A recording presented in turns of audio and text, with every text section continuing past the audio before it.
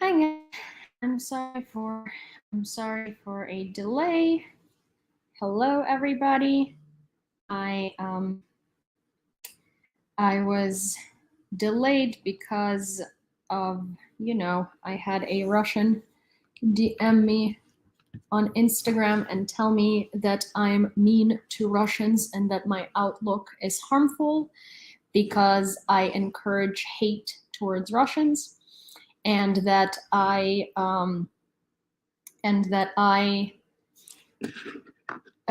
because I posted the video about not filming documentaries about Russians, this person had listed to me everything they had ever done in their life as a good Russian, and how, them seeing these videos is making them feel bad because all of their friends are abroad, their family hates them because they're against the war, and because of all of this stuff. And while all of those are very unfortunate things, and I'm sorry that that's the reality, but at the same time, this is just another Russian DMing me about poor Russians and how poor Russians feel, and how, a Ukrainian posting videos about how they don't trust Russians and how Russians as a collective is not something they ever want to deal with, is spreading hate towards Russians and just encourages the problem and, spreads Putin's narrative and everything. And that if they were to be cut off from the world like North Korea, then it will only get worse. Well, it's like, it's up to you to change. And honestly, like I've given this conversation more time than I should have. And I genuinely, I don't understand how a person is trying to prove to me that they have it bad and that I am being harmful while watching all of my videos, which mostly are about Ukrainians and very rarely about Russians. They only took out the fact that, I am being mean to Russians, and that I should be I should be more mindful, and I shouldn't spread hate. And after they do seem to follow me for a while because they notice that I like comments that say to not trust Russians and stuff like that because they mentioned it. And out of all of the videos that I've posted, the only videos that they've reacted to are not the videos of, of the fact that Ukrainians are being killed every day, are not the repressions and torture in Kherson, are not cholera in Mariupol. Those are not the videos that made them reach out to me. The video that made them reach out to me was the video about the fact that we shouldn't glorify the poor Russian struggle because they're not the ones struggling. That's what broke the camel's back. Okay, so it's not, it's not the videos about all of the horror that Russia inflicts on Ukraine. It's the personal self-serving video where, they felt personally attacked as a good Russian. And I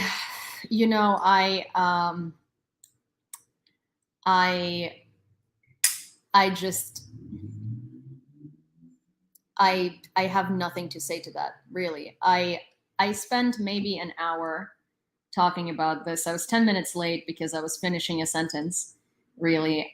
I just talked to my friend who is sitting oh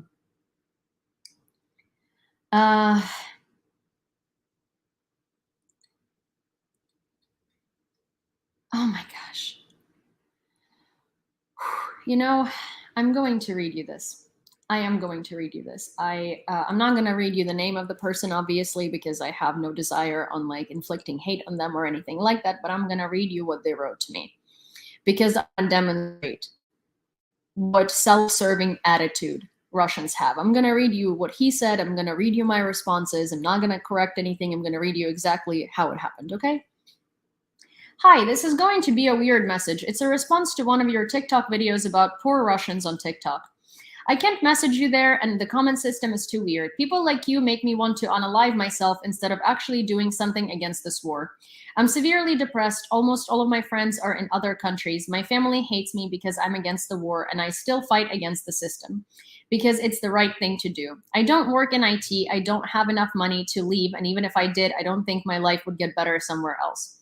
Then, to take my mind off of this hell that's going on, I go on TikTok and see videos from creators like you that say that I'm a coward and that people like me are just as bad as Putin or whatever. He came to power when I was 3. Do I need to put my life in this fight against the government? Will it change things? You and me both know that it won't. No, I don't know that. I don't know. Look at Maidan. Meanwhile, people of Ukraine get support from everyone in the world, as they absolutely should. You would think that it would help content creators like you spread positivity instead of amplifying hate at least a little bit. Using rhetoric, everyone on the other side is bad, is kind of what Putin does. You're better than this. Wish you the best. You don't have to reply. Well, unfortunately, it's the doing of your environment. You're scared that something might happen to you and your relatives dislike you. I'm scared my relatives won't wake up tomorrow. That my friend is going to die on the front in Kherson. That the wife of my friend who died 3 days ago in Bakhmut won't be able to feed her kids. Except my people didn't create these circumstances for ourselves. We actively fought against them because your people enabled this. Yeah, you didn't elect Putin. Yeah, there aren't enough Russians ready to sacrifice themselves to end the regime. But in that case, stop complaining and admit to the fact that most of Russians are okay with this. Am I saying you're bad? No. Am I saying that making documentaries about poor Russia? I'm saying that making documentaries about poor Russians is gross. At the end of the day, is Putin knocking on your door? No. Is a bomb gonna hit your apartment tomorrow? No. Is your mom gonna be raped by a Russian soldier? No. Ukrainians don't get harmed because we speak out. We get unalived and harmed daily for just existing. We don't have a choice. If you don't do anything against the regime, you are safe. If we don't do anything against your invasion and regime, we die. If we do, we die too. You have a choice. We don't. Please spare me the pity party. For centuries, we actively died against Russian oppression. What did Russians do? Did you stand up against Putin in 2004 when he installed Yanukovych and rigged the election? No. When he invaded Chechnya? No. When he invaded Georgia? No. When he invaded Donbass? No. Russians were actively enjoying the grandeur of Velikaya Rossiya. I'm sorry I disrupt your TikTok, but I don't go on TikTok to distract myself. I go there to try and activate people to prevent more death at the hands of your regime. The cold hard truth is, you Russians always say, I'm scared, we can't protest, our rights are infringed. You can protest, but you don't want a revolution because that means you get harmed for a collective future. We choose to die for freedom. Freedom doesn't come free. You don't get to overthrow a dictator by peacefully protesting with a piece of paper that says no to war. You overthrow a dictator in a bloodshed, unfortunately. But Russians want freedom without sacrificing anything for it. It doesn't work that way. And the catch is, with all the death, with all the bombs, with all the rape, we fight and whine less than you do. There is an army of missiles against us, and we still don't say there is nothing we can do. And before all the help from the West, we still fought and still didn't say that there is nothing we can do. There are 145 million of you. 8 million people simply ran away. 8 million people is a revolution. You can fight for a better future, but instead you choose to complain and run. I have no sympathy for that. You choose to do nothing and then complain. Had you had the money, would you run away instead of fighting? My guess is yes. I'm not amplifying hate. I'm asking to stop making documentaries about poor Russians who are so bravely speaking out from abroad. Spread positivity? Yes, there is so much positivity in the fact that my father is sitting in his basement with a generator and a power bank, that people have no food, that Mariupol is devastated by cholera, that Kherson is under repression and torture, that we find new burials and torture chambers every day. All the meanwhile, good poor Russians are sitting in their houses whining about how they have it hard. Sorry, bud. I'm sorry you feel bad for yourself, but don't guilt trip me. After 8 months of this, I have no seed from the other side left. You're privileged whether you want to admit it or not. You have a choice. Your home is not being hit by missiles. Your electric grid is not targeted by them either. You're safe, whether you want to admit it or not. Whether you want to be safe and miserable or act and fight for freedom and never be safe and miserable again is fully your choice. We don't have that choice. Ukrainians are in grave danger every day. We don't have the hypotheticals. Response. You dismissed half of my points, but sure, you wanted me to stand up against Putin when I was 8 years old? Cool. I'm from Sochi. I have family and friends in Ukraine. I have 2 cousins in Odessa that I haven't heard from in 2 weeks. I don't know what had happened to them. I have a close friend from Luhansk. I stood up as much as I could against Crimea annexation, even though I was 17. Yes, bad people exist everywhere. That's not news. But your generalizing arguments that treat Russians as a monolithic group of Nazis are absolutely what I call spreading hate. I don't say all Russians are Nazis. I say the ones that are against the war simply don't freaking do anything about it and complain to me in my comments. Sure, it's justifiable and you have the platform to say it, and the whole civilized world will trust you more than me, but is it a right thing to do? I got 2 fines from anti-war protesting. The next one puts me in jail and it still changes nothing. Very brave of you to say that you sacrificed your life for freedom when you're sitting pretty in Brooklyn, Miss Thing. Yeah, let me like backtrack here for a second to sitting pretty in Brooklyn, Miss Thing. So I am actually not sitting pretty in Brooklyn. I am wishing with my entire life that I can go to Ukraine, and currently I'm doing everything humanly possible to expedite my documents so I can literally have a travel permit so I can go to the front line in Kharkiv and deliver fucking vital medication to people. Yeah, you hit where it hurt because in fact I want to be in Ukraine and I can't.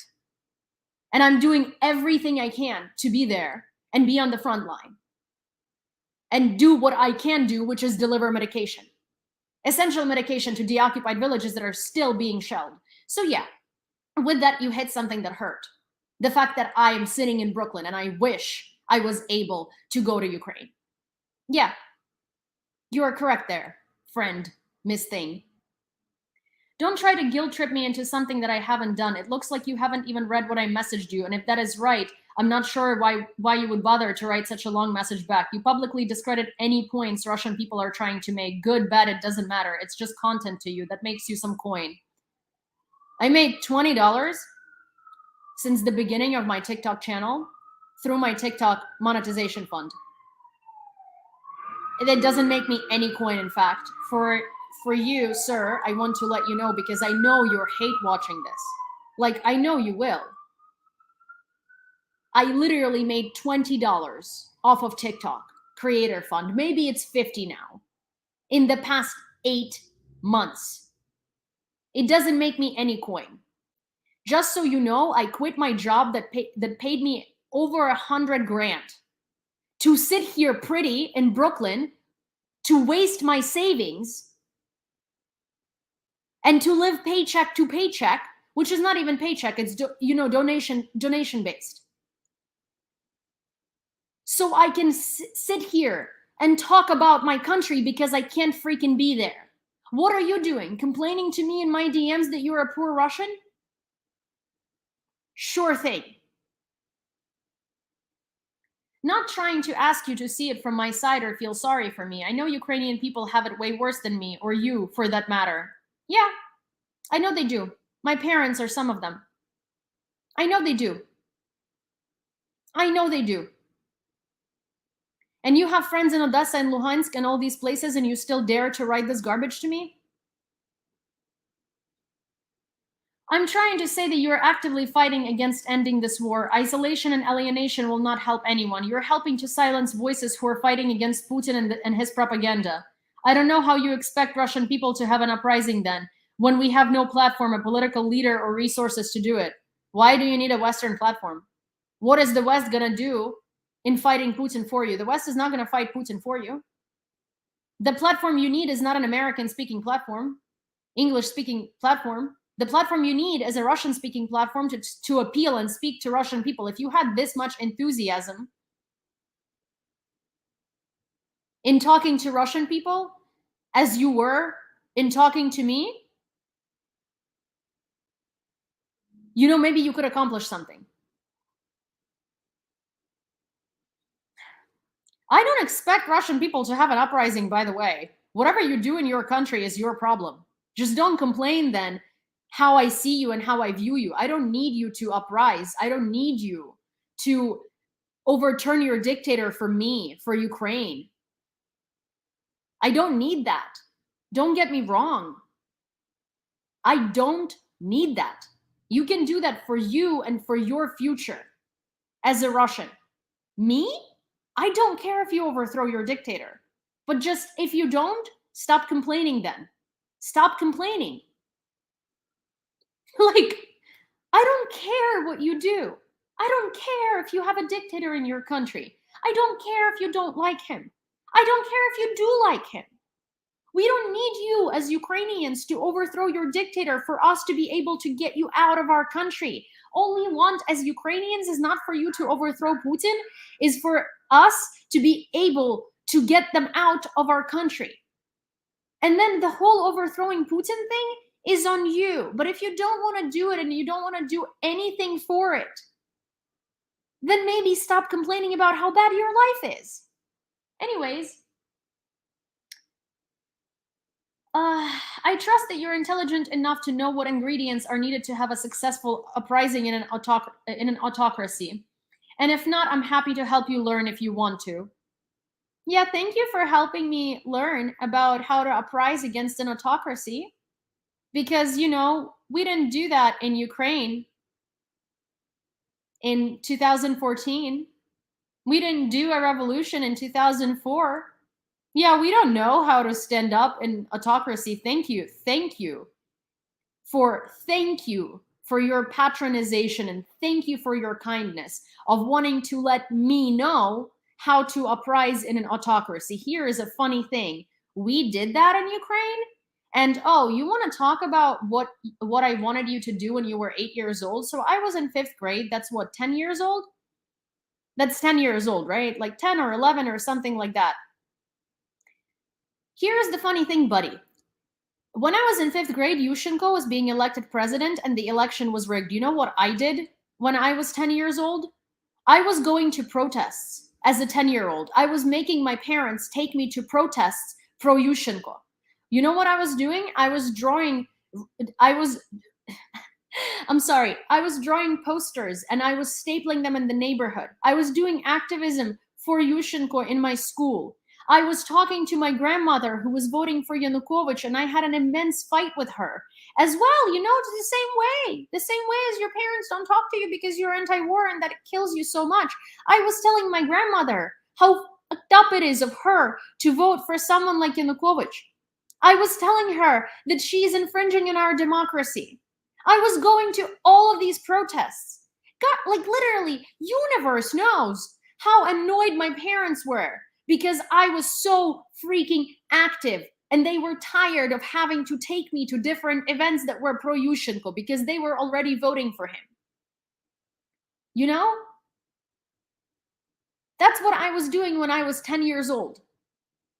So yeah, it's not that difficult to actually voice your opinion. For some reason, at 10 years old, I could.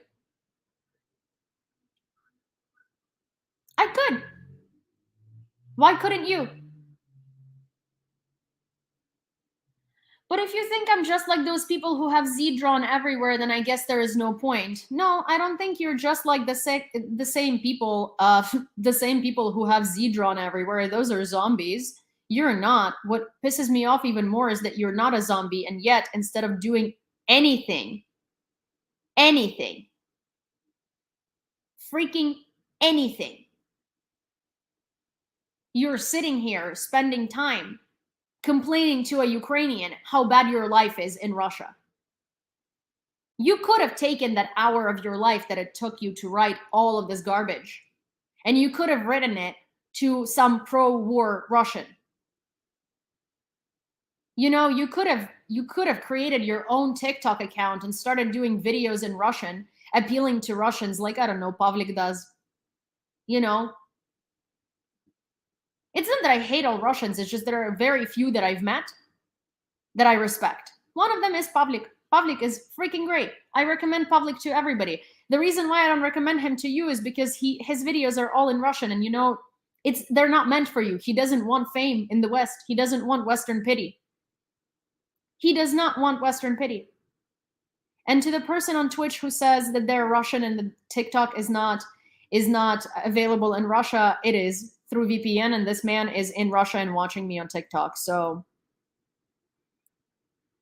So does that mean your mom was pro-Russian? No, my grandmother was not pro-Russian. Yanukovych was saying that he was going to unite the country, but it was very obvious that he wasn't, and there was a lot of propaganda, and unfortunately, a lot of Russian-speaking people fell for it. My grandmother was Russian-speaking, and she was scared that all of the other candidates are going to break Ukraine apart. And she thought that he wasn't, and she thought that his intention was, in fact, to keep Ukraine together and to not have Russia invade us. But unfortunately, he was a Russian proxy who was put in there specifically so Russia could invade us. But my grandmother just fell for it, and that's all. I genuinely didn't mean to attack you or anything, but some content you make is probably harmful to everyone and includes the same misinformation that you're trying to fight as you state in your profile. Have a good life and good luck with everything. What you don't get is it's not about you. All I said is Russians aren't the ones suffering. And making documentaries about Russians is really not the point. Much more so because what's the point of them? What are these documentaries going to change? Not a single thing. You want pity? Because it looks like that's what you're asking for. These docs invoke pity. They don't change Russia. They don't change the war. Docs about Ukraine change a lot. People press politicians, we get military aid. I've heard all of your points 1,000 times over. That's why I didn't react to them. It's not about just one of your TikToks. There is a ton of negative videos about Russians on your page. The one where I called out a Russian who pretends to be a good Russian and then goes and trashes Ukrainians and literally stalked me and wouldn't leave me alone. Yes, that's a very negative video about a Russian who literally wouldn't leave me alone. And I gave it 3 months until it was just too much, and then I posted about it, and then I blocked her, and then I never talked about her again. So yeah, very negative video about Russians. The one where I'm saying that documentaries about Russians are a joke because they're not the ones suffering. Yes, that's a very negative video about Russians for sure. I'm so mean to Russians because my profile is mostly about Russians, right? Not about the atrocities that are happening in Ukraine. And out of like 1,000 videos that I've uploaded, there is maybe 10 about Russians. Maybe 10. Some justified, of course. I'm not saying all of your content is bad. Oh, thank you. Thank you. Thank you for your approval. But you even like comments that say all Russians are evil and not to be trusted or something along those lines. Why? What's the point? I like comments that you shouldn't trust Russians because I don't trust Russians. I've only had negative experiences in my life with Russians. And while I don't hate you, I don't wish you ill, I don't respect you either. You messaged me to complain about poor you. Your pity doesn't change anything about my life, but when all Russian community will be isolated from the rest of the world and will disregard anything a Russian says, it will only get worse for everyone. I'm looking at you, North Korea. What is North Korea doing to the world? North Korea is not doing anything to the world. And yeah, it's up to you to change your country. I'm done here. Look, I wish you all the best, but ultimately you will never see how self-serving your outlook is. And I have no desire to try and further illustrate it. It's not my job. If you think my videos are harmful to poor Russians, then I'm sorry for the inconvenience. At this point in time, I don't care how Russians feel after 30 years of inaction and now self-pitying party. And this is the one that cherry on top of the cake. I will not bother you, especially when you don't care about what I have to say. I don't want to waste our time, and you don't have to be interested in what I have to say that is fair. But please, when you create content, think about its impact on people. Not poor Russians, people in general, and not the amount of exposure it will bring you. Yeah, because I do so many clickbaity videos that bring me exposure because, exposure on TikTok really has helped me with so much. At this point in time, I had been on a podcast. I had been on another podcast. I had, I have 60,000 followers, and that exposure is bringing me so much. I am making an incredible amount of money. A whole $40 that I've made off of TikTok since the beginning of the invasion. Like, again, I made more money, much, 10 times more money than I make right now when I worked my job that I decided not to renew and that I decided not to pursue for the time being because I am lucky enough to have some bit of savings to survive while I do this. That frankly, my YouTube is not monetized. my TikTok is monetized, but again, TikTok monetization means nothing. Nothing. I've made up to $50 from TikTok monetization. Okay?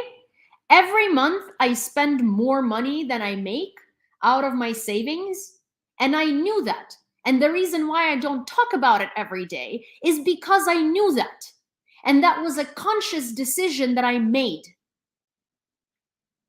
I don't talk about how hard sometimes it is to pay bills because I knew this and it was my choice. So yeah, that's the reason why you don't hear about monetary struggles that I might have, because that's not the point of my channel. Okay? And if you think I don't have them, you must be tripping, because I don't make almost any money from my channels unless you consider $50 to be to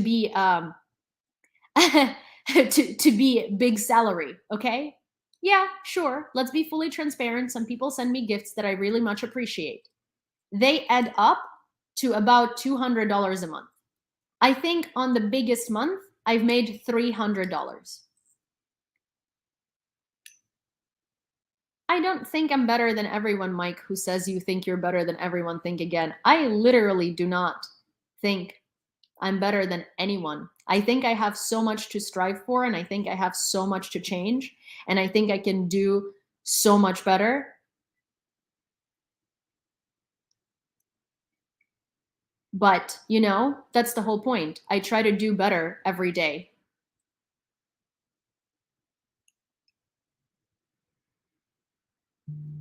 And yeah.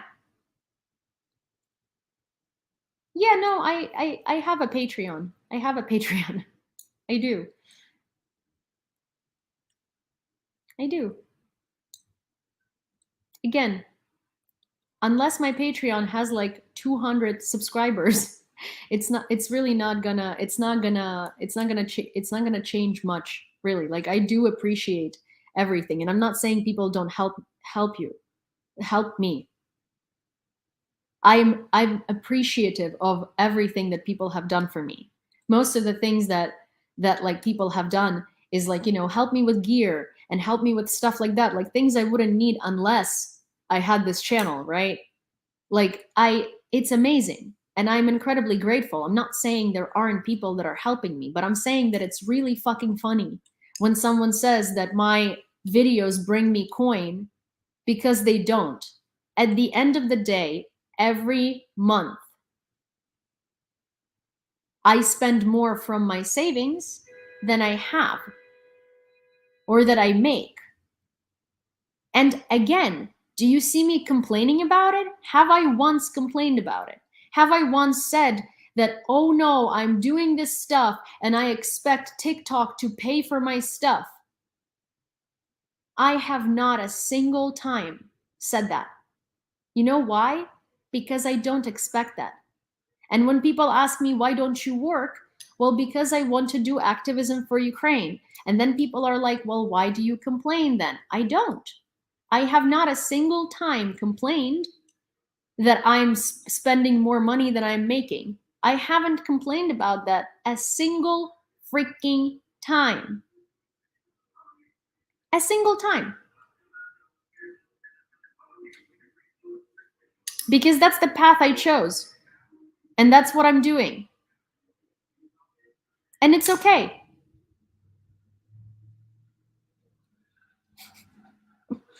So the only reason I'm addressing this is because I am not going to have a person tell me that I make money off of something that I don't make money off of. So yeah, why don't I work? Because I choose to do this. I choose to talk about Ukraine. I choose to interview Ukrainian soldiers. I choose to break myths about Russian propaganda. I choose to write accurate historical pieces. I choose to do this. I choose to do unpaid journalism. And I choose to do it. And that's why I'm not going back to working for now, because it's been helping. It's been breaking stereotypes. It's been helping. And I think for me, that's enough. And right now, I'm not trying to get a job because, well, so far I still have some savings that I can live off of. So that's that. And if any other Russian wants to write to me a self loathing, self pitying party, then that's what you're going to get, because I'm sorry. But I'm not going to have someone accuse me of making money and I don't know, record videos about my opinion on how disgusting it is to film documentaries about poor Russians because I want exposure. First of all, just FYI, uh, the videos about the poor Russians that I've made so far have gained the least amount of views. So if you wanted to talk about, as if you wanted to talk about all of the, coin and all of the exposure I'm getting from the videos about poor Russians, those are literally the least engaged videos on my profile. So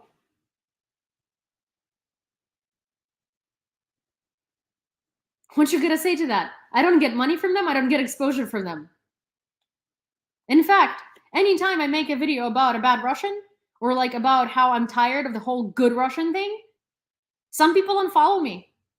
Some people, like, I see more people complaining in my comments who are Russian than I see people who are actually, like, understanding the situation. So it's like what freaking exposure? Negative exposure of people who are gonna yell at me and block me?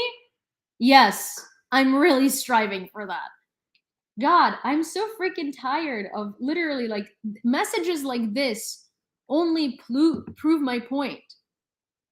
Because quite literally, the last thing I'm going to say is, if you want the world to view you differently, if you want the world to help you, if you want something to change, then maybe instead of spending an hour and a half lecturing me on things that aren't even true, that you don't know about me because you think I make money off of this, and that's why I sit here every day.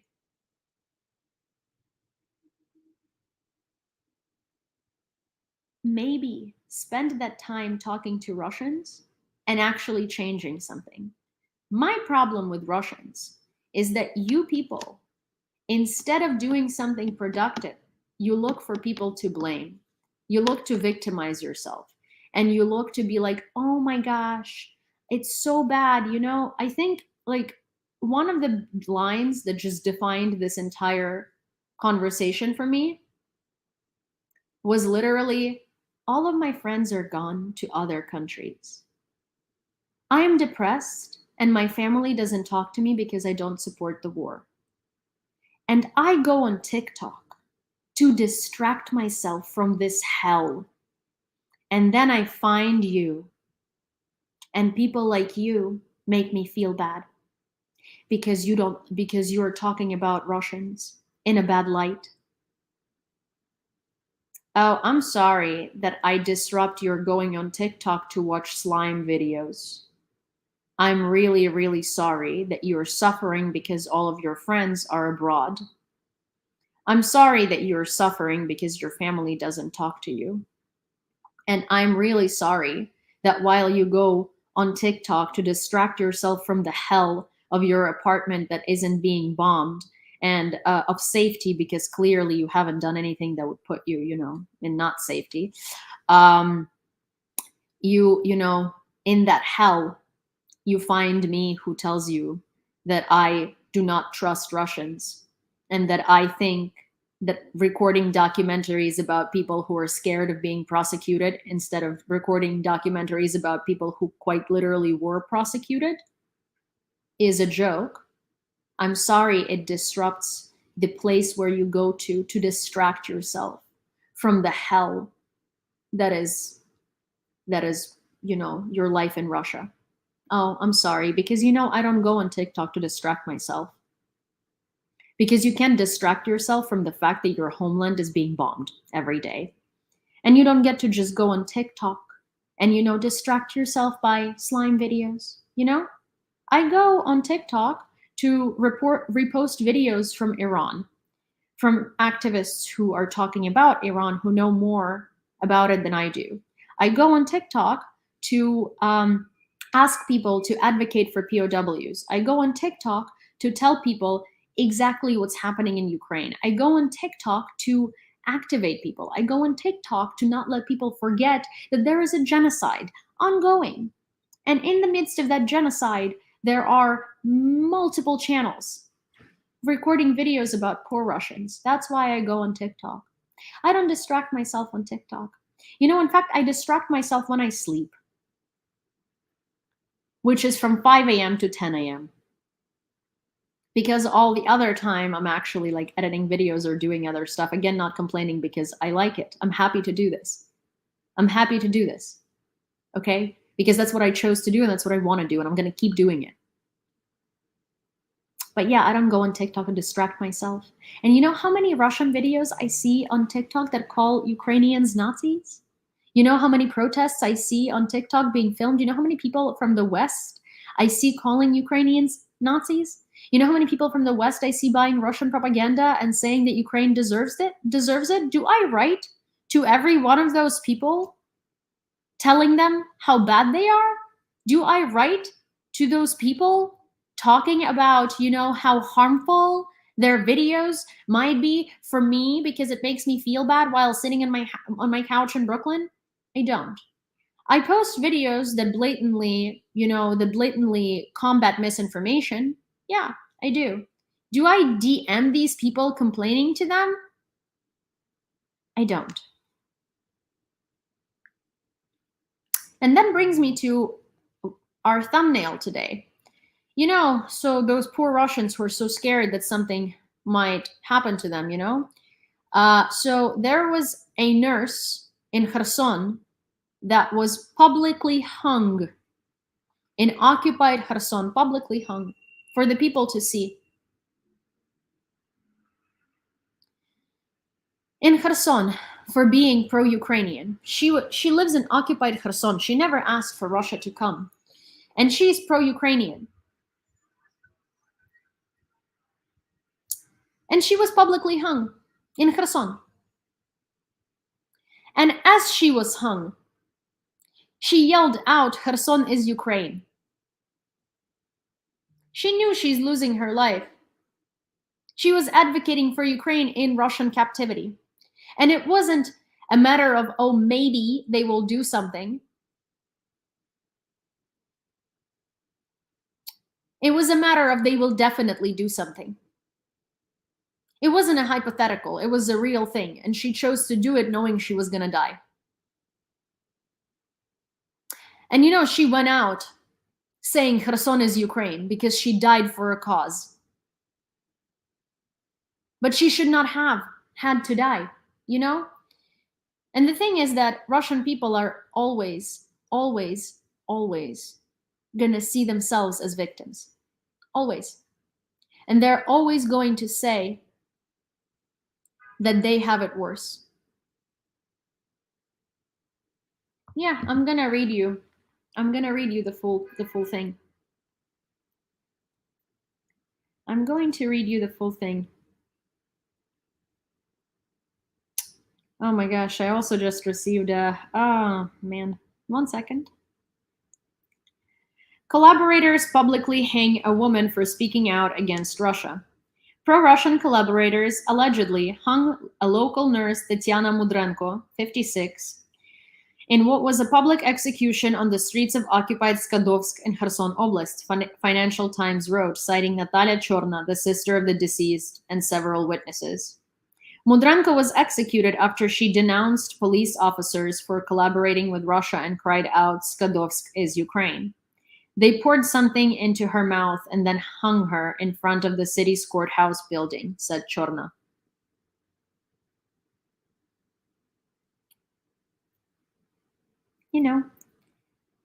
So there are Ukrainians actually dying under Russian occupation, and then there are Russians complaining about, being scared that they will be put to jail. Yep.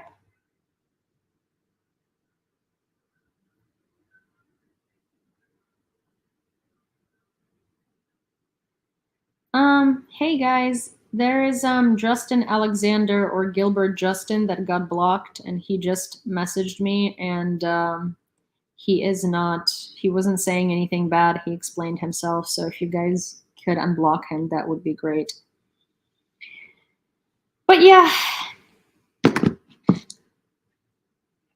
So yeah, that is that is all I wanted to say for today. I'm sorry that I didn't even say hello to anybody today, but I was just so like, I was so incredibly infuriated when I saw that.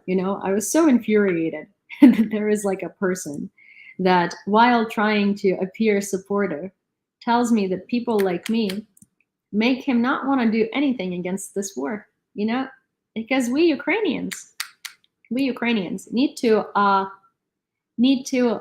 appeal to Russians, and we need to be likable to them, and we need to be nice to them for them to want to do something against the genocide that they're causing us. That's another amazing line. That's another amazing line from that man who DM'd me. It's the fact that people like me make him not want to do anything against the war, because people like me don't like him, and Russians. And here's the thing: Ukrainians need to like Russians, and Ukrainians need to be likable, and we need to appeal to them for them to do anything against this war. Because if we're not likable and we don't like them, then it's totally cool to continue with the genocide because we're not likable and we don't like them.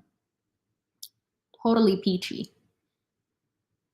So we have to plead, and we have to beg them, and we have to put them on a pedestal, and we have to be so nice to them for them to do something. Okay?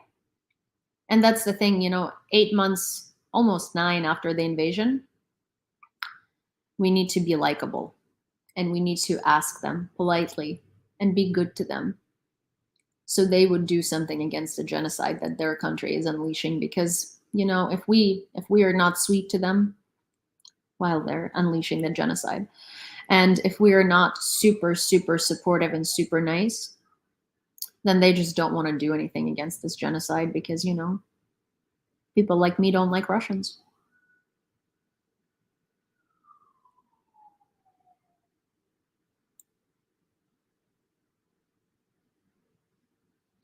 Awesome, right?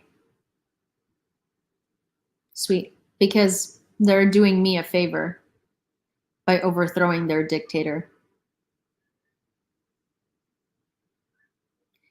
It's the cat. It's the guy who said something about pants with holes or holy pants, something like that. But yeah, that was that. Love it. Please find me a Russian that in the 8 months or 9 months of this invasion wrote to me based off of a video from Mariupol or Kherson or anything and said, "Oh my God, I'm so sorry. This is awful." You know how many Russians like that reacted to my videos? Not a single one. You know how many Russians reacted to me saying that I don't like Russians? More than not a single one. I've received messages like this before. I receive comments like this all the time. I receive people, the other day there was a Russian person who called herself an activist since 2011, who told me that Ukraine got invaded by Putin. That Ukraine got invaded by Putin because we didn't stand up against the poisoning of Navalny, because we didn't go protest on the streets of Ukraine, which is not Russia, against the poisoning of Navalny. Navalny, who considers Crimea Russian, and who considers Donbass Russian, and who is a Russian nationalist. Yeah. We brought this upon ourselves because we didn't help Russians overthrow Putin, and because we didn't stand up for the killing of Nemtsov. Yeah. I wonder, did Russians come out to the streets and protest against Yanukovych and for Yushchenko in 2004? Because, as nations, we're supposed to support each other. And we're supposed to come out on the streets to protest against the poisoning of a guy who agrees with the annexation of Crimea and Donbass, who wants to take power from another guy who agrees with the annexation of Crimea and Donbass. Yeah. I wonder, where was our support? Yeah. Funsies. Okay, well,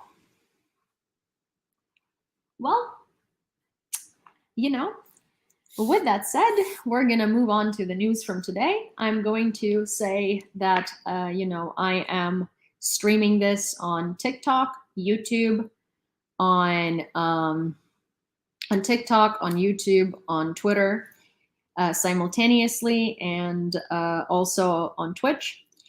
On TikTok, I give a lot of unhinged commentary behind the scenes. On YouTube, I have videos with Ukrainian defenders, and I swear Torque's video is coming out sometime today or tomorrow. Matt is having difficulties recording the voiceover, and I know you guys have been waiting for so long, but we are trying. I swear we're doing our best. Interviews with Ukrainian defenders on my YouTube. I have short videos on TikTok that explain a lot of things, and very few of them are about Russia. Most of them are about Ukraine, and most of them are about this war. And as I said, one of my friends said, I'm so tired of explaining things to the Westerners, so what I do is I just send them to your channel, because I found that if I scroll far enough down, I will find an answer to every single question that they've posed, and I'm like, oh, well, that's what I strive to be. So that's my TikTok. And my Twitter, my YouTube, my TikTok. It's all the same handle, at Yulia. Basically, rule of thumb is if you go into social media, you look up at YEWLEEA, and you can't find me, then that means I'm not on that social media, because I made it abundantly easy for everyone to find me cross-platform. So yeah, that's that. I do have a Patreon if you'd like to support me. It's Spy News Network INTL or Spy News Network International. It's in the description of this video, and so is all of my other social media. It's also in my link in bio on TikTok, YouTube, and stuff like that. And that's also where you can find all of my other social medias. Yeah, you don't have to, but it is highly appreciated. Okay, so with that said, let me sip some coffee, and we are going to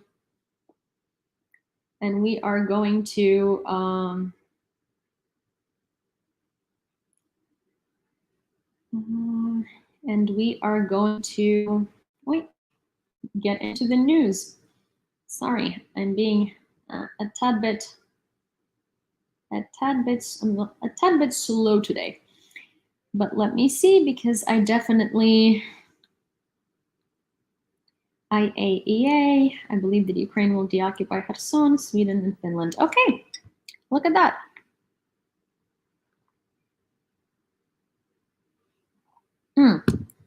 Also, I want to show you something really cool. Something positive that I want to spread. So yeah, something very positive that I want to spread. So Ukrzaliznytsia, which is Ukrainian Railways, launched a store. It's not an online store yet, but it's going to be an online store soon. But basically, I want to show you, because they sell. It's a store at the Kyiv train station, and it's called Zalizna Kramnitsia. So Zaliznytsia in Ukrainian railways comes from the word zalizo, which is steel. And so they made like a play on words, and it's like Zalizna, so a steel shop, as in the shop that doesn't break. And because Ukrzaliznytsia has been running even under missile shells and under fire and stuff like that, and we have been so grateful, because it's been getting us places inside of the country. And so they did this awesome store, and in this awesome store they have these really cool. It's just so cool. It says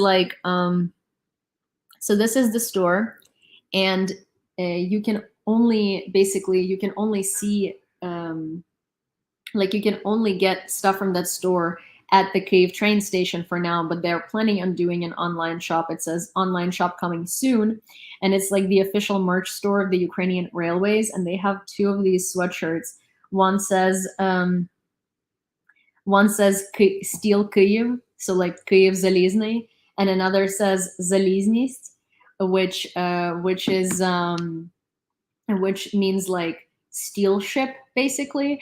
And all of this is like a play on the railway, on the fact that it's a railway, right, and on the fact that it's unbreakable, and like Ukrainians are unbreakable. And it's like one of the coolest things that I've seen in a while, coming from like a government structure. Also, let me see, my computer is plugged in, but for some reason it's not reacting. Oh, I see, someone unplugged it. Oh, just don't want it to die. But so yeah, and I thought it was really cool. It was very well done, and I really, really, really want to get either the Kyiv one, or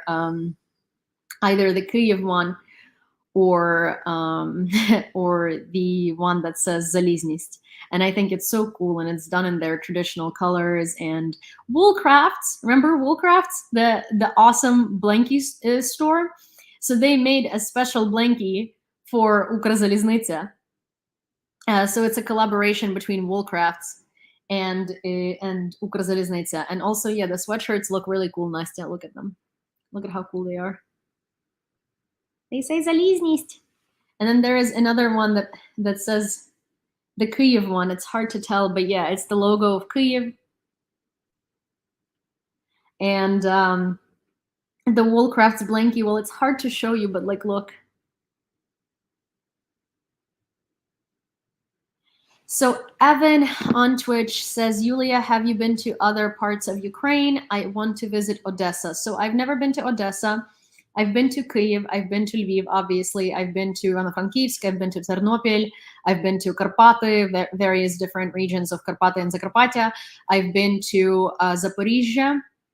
I've been to Donetsk. I've been to Dnipro.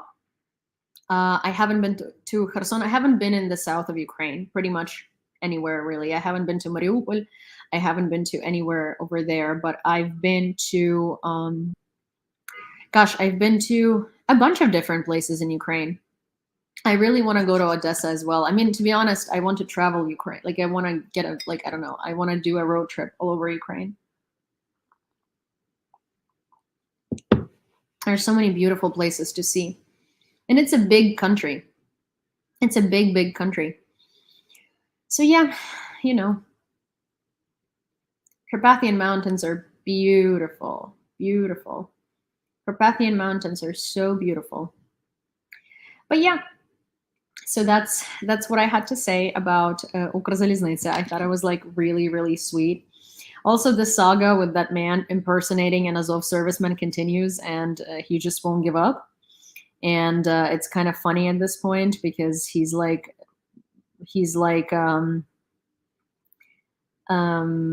forging documents to try and prove that he is from there, and it's kind of ridiculous, but it is what it is. And it's all like really, really bad Photoshop. Like, it's tragic. It's laughable how bad it is, but it's also like, I can't believe that someone took so much time out of their life to try and pretend to be an Azov serviceman, and like go and spread like crazy narratives and say that the CIA sent them to serve. Anyway, I'm not gonna go into the story because I don't want to give him any more like attention than he has already gotten. But I think it's so ridiculous. It's so incredibly ridiculous. So yeah. Okay. An Iranian Il-76 transport plane arrived in Moscow unloading something, although it is not difficult to guess what exactly arrived there. So most likely Iranian IL-76 has brought Shahed drones to Moscow, because that would make a ton of sense, provided that they have been buying drones from Iran. Hi, Rainbow. I'm good. How are you? How are you guys doing? SpaceX new commander Jared Isaacman donated $100,000 via United 24 platform for ambulances for Ukraine. So this is the guy. He donated $100,000 to United 24 initiative to bring more ambulances to Ukraine. And he is a new commander of SpaceX. His name is Jared Isaacman. President Volodymyr Zelensky, as of this evening, almost 4.5 million consumers are temporarily disconnected from electricity supply under emergency and stabilization schedules, in particular in Kyiv and 10 other regions. So actually in Kyiv, things are really, really, really, really bad. I was just talking to Yulia. Remember Yulia and Max, who are very active in their initiative of Return Childhood. They have been doing so well. They live in the Kyiv region, and they live right near Kyiv in a small town. And they say that they have electricity for 2 hours a day.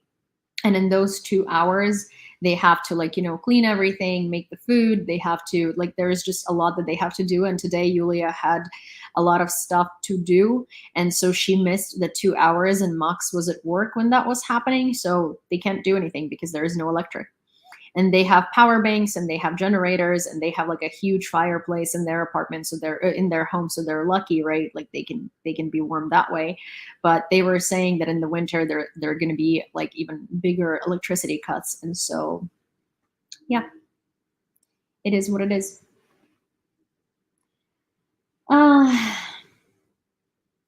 Commander-in-Chief of the Armed Forces of Ukraine, Valery Zaluzhny, returned his Instagram account, which was hacked today. Cynical creatures have no moral limits. Being powerless against us at the front, they hit our children and families. The easiest way is to hack my private Instagram, which is not related to professional activities, where only children and family photos are posted. And the main thing is to show it off, instead of children and family to show themselves. Murderers. This case once again proves that orcs must be destroyed. We will destroy them all. Our children will know them, unfortunately, not from fairy tales as an absolute evil that must be fought. This afternoon, Valery Zaluzhny's Instagram was hacked. An image of Putin on a bear was put on his avatar, and a post with the Joker appeared in his profile. It has already been deleted. Yeah, so that's what Russian hackers did. They took over the profile of Valery Zaluzhny. He's the commander-in-chief of the Armed Forces of Ukraine. And they were basically showing off the fact that they could hack into his personal Instagram. Boohoo. I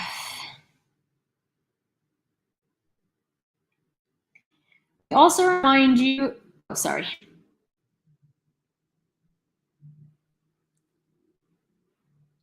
Oh, okay. So you know how we've been being shown through the Ukrainian media channels beautiful Ukrainian cities all the time.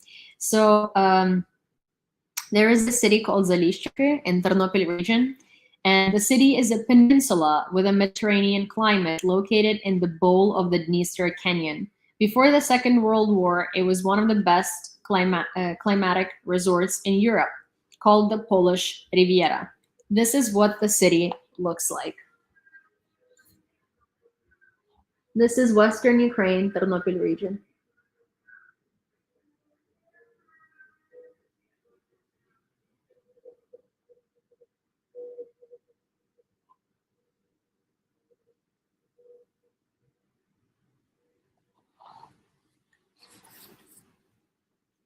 Ukraine is full of beautiful places.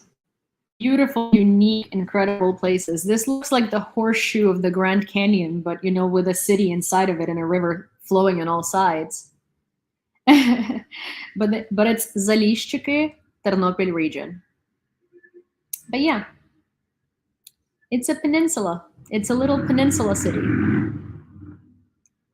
US weapon inspections in Ukraine have been going on for several months. They have not found any thefts, Pentagon spokesman Brigadier General Patrick Ryder. In addition, Ukraine is tracking security assistance to the front lines and providing cost and damage reports to document losses. Volodymyr Zelensky met with President of Greece, Katerina Skeleropoulou. The most important thing from the briefing is Greece will never recognize the occupation of Ukrainian territories by Russia and supports the idea of an international tribunal over Russia. Greece supports Ukraine's accession to the EU and NATO. Greece has already provided Ukraine with the first batch of BMP-1 infantry fighting vehicles. Losses of the Russian occupiers in Ukraine to date are 74,840 personnel. The main news of the night. Ukrainian air defense forces destroyed 8 enemy Shaheds over Dnipropetrovsk region, said the head of the regional military administration, Valentin Reznichenko. All the drones were shot down by the military of the East Air Command in the Nikopol district. Kyiv Mayor Vitaly Klitschko said that 450,000 consumers remain without electricity in the capital, which is 1.5 times more than in previous days. Stabilization blackouts were introduced due to the overload of the central node of the country's power system. Another Shahed 136 was shot down over Lviv region. There were no destructions and no destruction and no casualties. At night, Russians also attacked the Zaporizhia district with S-300 missiles, RMA head Alexander Starov. Ukrainian drone drops a grenade on an anti-tank mine dump, and I will show it to you. Thank you, Pro100. Also, привет, Lviv. Oh, привет, Lviv. Also, thank you to everybody so very much for all of the gifts and things like that. I really do appreciate them. I'm sorry if I didn't have the time to react or didn't see it. I am, I saw every single one of them being sent during my,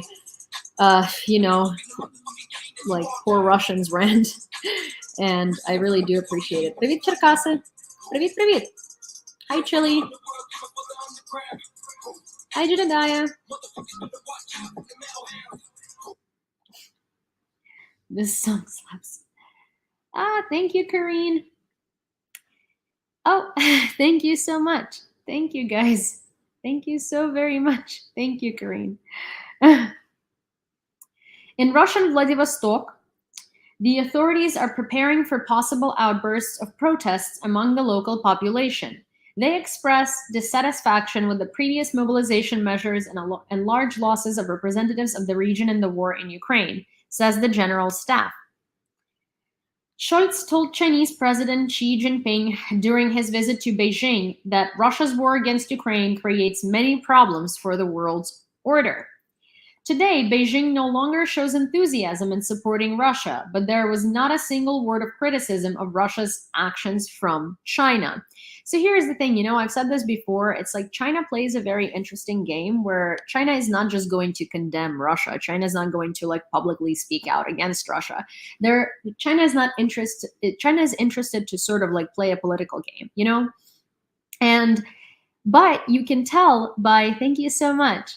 But you can tell by their actions recently that you can politically see that they do not support Russia, because before that they were voting with Russia on a lot of things. They were showing Russian propaganda. They were kind of supporting Russia avidly, and now they're not.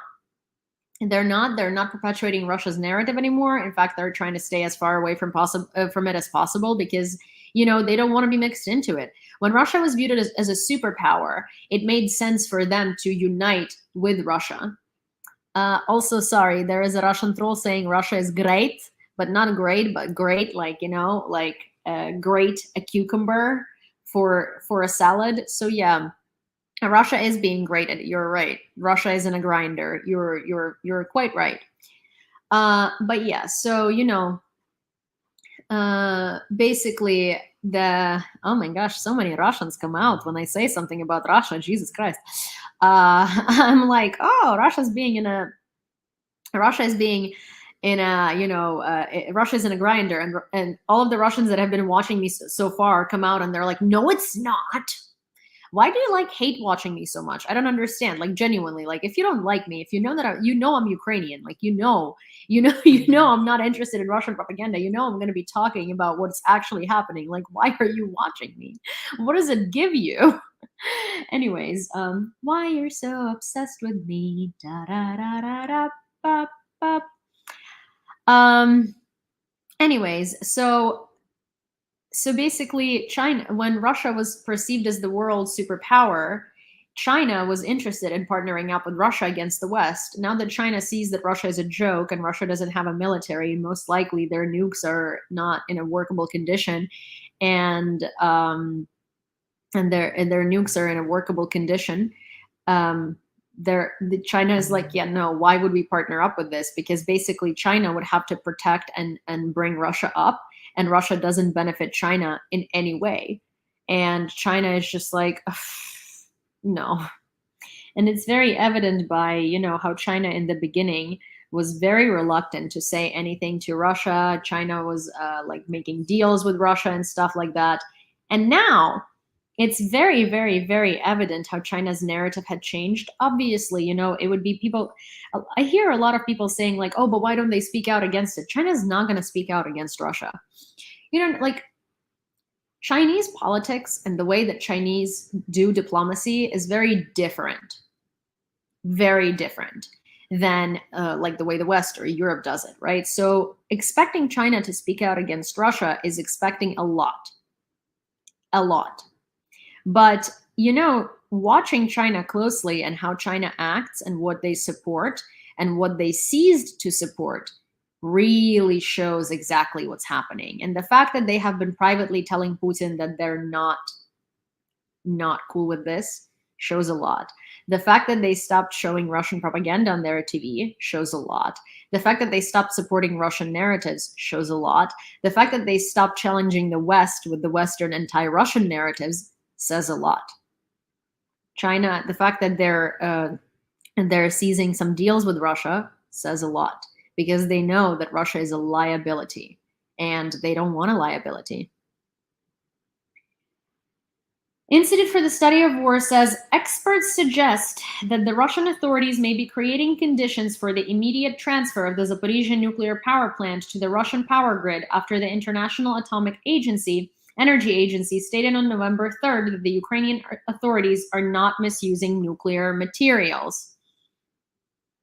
Meanwhile, Russian troops continue to withdraw some units from the northwestern part of the Kherson region, but it is unclear whether they will fight for the city of Kherson. So there are a lot. I've said this yesterday, but so what's happening in Kherson is like there is an observed Russian retreat, but a lot of experts actually think that it's a setup. It's a trap that Russians are trying to organize for Ukrainians.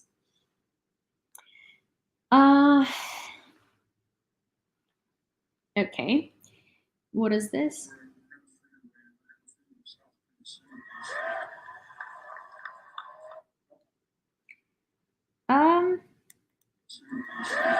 There's something that. Don't worry, we're going to free Iran. They're going to free themselves pretty soon. So Biden said, "Don't worry, we're going to free Iran. They're going to free themselves pretty soon, I'm sure." So Biden spoke out. This is Biden's way of speaking out against the Islamic regime, but in a Biden way. But obviously, we knew that the U.S. is going to support the people of Iran, not the Iran Islamic Republic. Also, Iran Islamic Republic is probably one of not many Russian partners that are still left that Russia can count on, and is completely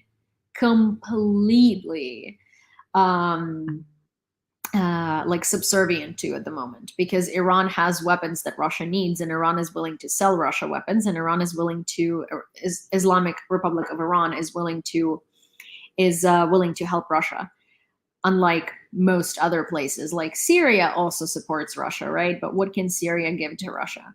Syria doesn't have a lot to give to Russia. So it's like, yeah, they support Russia, but there is not really much use of that support for Russia. While Iran is Russia's only strategic partner, and Iran is Russia's only source of weapons. So they're quite literally subservient to Iran, which is kind of funny because, could you ever have imagined a world in which Russia would be subservient to Iran? Well, welcome. Thank you so much. Thank you guys for the roses. Thank you so very much. But yeah. Oh, thank you. So yeah, so very, very funny. Taz is asking, is India still pro-Russian? India is, India is also playing a political game, to be honest. India is not necessarily super pro-Russian. So Russia, India, China, Brazil, and South Africa are in this kind of like trade union. And all of these countries are getting impacted by Russia because they're in a trade union with Russia. So they're getting very pissed very fast because this is their trade partner, and that partner is kind of screwing them over big. And so India is not. It's here's what I want to say. Brazil, India, South Africa, all these countries had to be pro-Russian in the beginning of the war because their economy and their trade depended on it. Their trade depended on it. But now their trade is suffering from the fact that they're in this trade union with Russia. The trade union is called BRICS without a K. Actually, it's just BRICS with a C. Thank you so much. Thank you so much, Hinden. Hide and message. Okay, thank you, hide and message. Thank you so much. Вас ten заміж кличуть онлайн. Та мене постійно заміж кличуть онлайн. Нічого, що я вже знаєш, заміжня, але то таке. Ну, це такий маленька така штучка. Мій чоловік не проти, знаєш. Він мені завжди каже, коли тебе вже like, so there is a Ukrainian person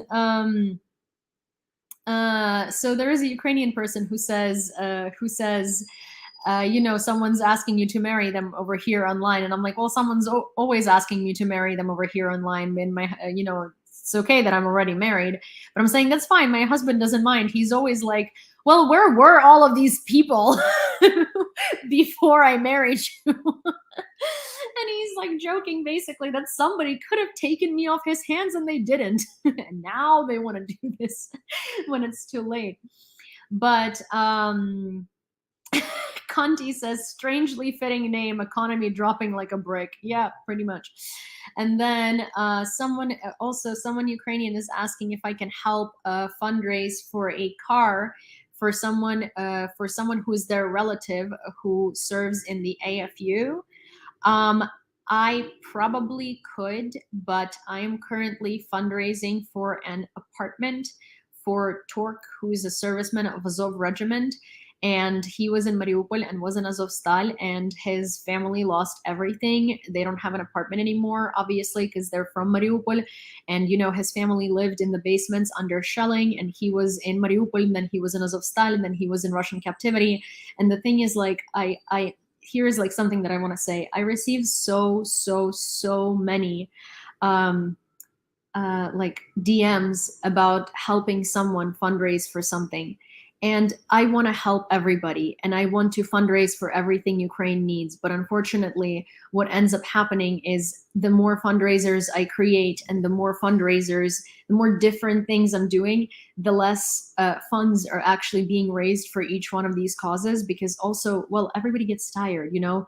Like, I have an audience, and it's a specific amount of audience, and they only have, you know, so much to give, and I can't, you know, as in like I could, but I think that in the middle of the fact, donor fatigue, yeah, and that's the thing where like I wish I could, but unfortunately I'm not big enough as a creator to have like a huge audience that consistently changes, and it's new people that come and can like contribute because they haven't contributed before, because they haven't contributed in a little while, or because they can, right?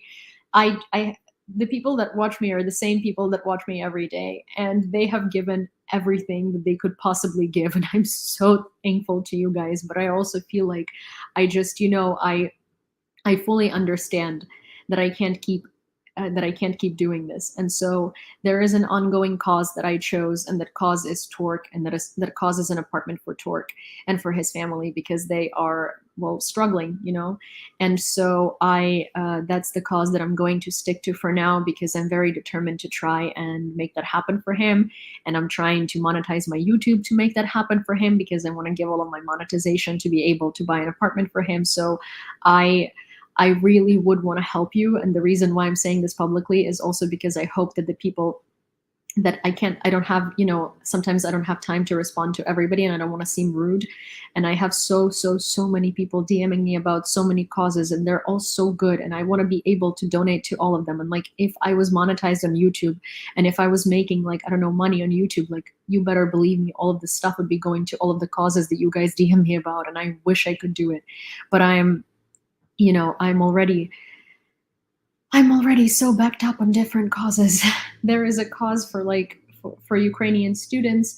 There is a cause. There are so many things, and there is only one me, and I'm already so many fundraisers in.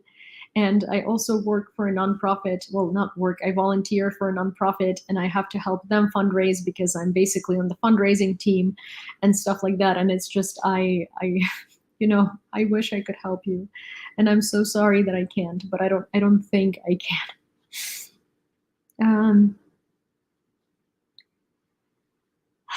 So yeah. So there is that. Okay. Mykolaiv has not been shelled only 44 days since the beginning of the full-scale war, and of the 400, thank you, Corinne. And of the 486,000 residents who lived in the city before the war, about 220 to 230,000. Oh, I was like, what is that noise? It's like 50% of the goal. Thank you so much. During this time, almost 150 civilians were killed by rocket attacks. 698 residents of Mykolaiv were seriously wounded. 10 of them were children. In occupied Skadovsk, the occupiers hung 56-year-old nurse Tetiana Mudrenko on the street for saying Skadovsk is Ukraine, the Financial Times reported.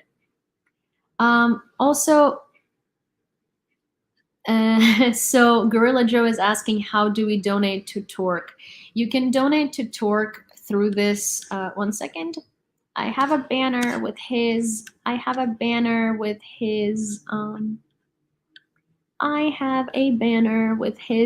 there we go, I'll Torque only first at Gmail. This is his personal PayPal, and he's Torque, Tork.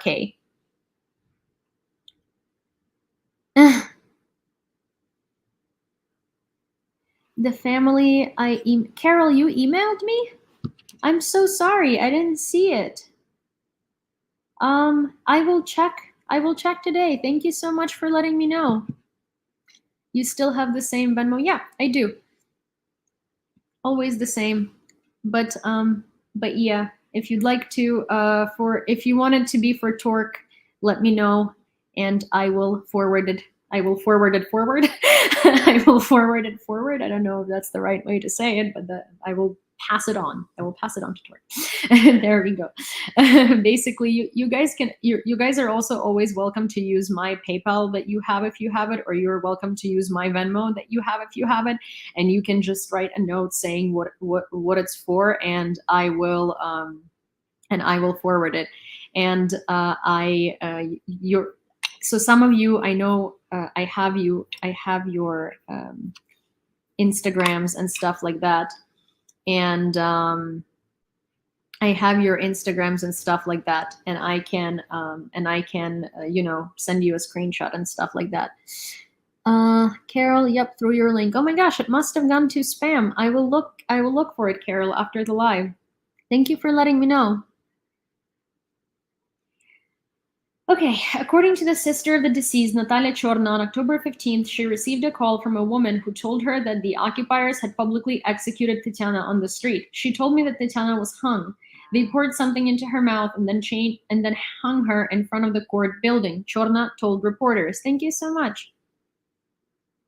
The woman called the local morgue to confirm her sister's death, but the staff refused to talk to her. But in the end, Natalia was sent a death certificate where the cause was mechanical asphyxia. Thank you, Hyde.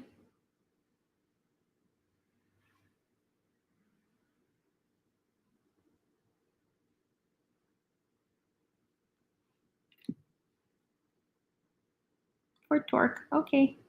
Jason, I just got your for Torque. Let me send it over to Torque. So I just, okay, so let me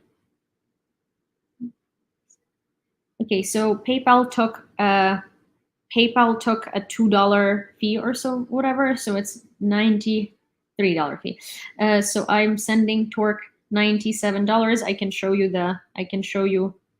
the. Oh yeah. 1 second. I'll Torque only first at Gmail. Sorry. Actually, you know what? I'm going to add my own $3 and we're gonna send him 100. So let me show you that it's going from Jason. Oh, oh my gosh, Jason. From Jason. Okay. All right. Review. Friends and family. Friends and family. Balance. Blah, blah, blah. Send. Dun, dun, dun. Done. It does say your payment is on hold and undergoing review for security measures. It's because his PayPal is Ukrainian, and it says that we usually review payments in 72 hours, and he's had that happen before. But so sent to Alexander Sharko, so I sent it to him. And you know what, Jason, I will I will just screenshot and send it to you because I think it's kind of ridiculous. Okay, so. It's been sent. It's been sent to Torque, and I will forward it to you so you have it. There we go, Jason. And let me send you. There you go. Boom and boom. Okay, done. Thank you so much. Anyways.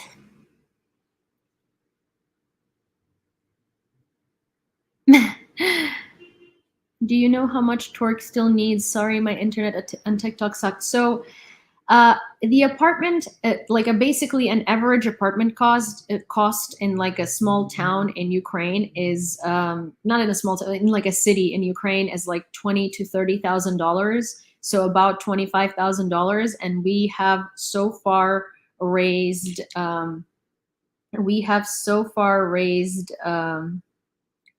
$6,000 with along with Ukrainian people who have seen Torque's interview on Piatый Kanal as well. So it's a Ukrainian channel that did an interview for him. But I think about like $3,000 from that is probably us. So yeah. Also, okay, wait, Gorilla Joe, this is also for Torque, right? Let me send to Torque. Alexander Sharko.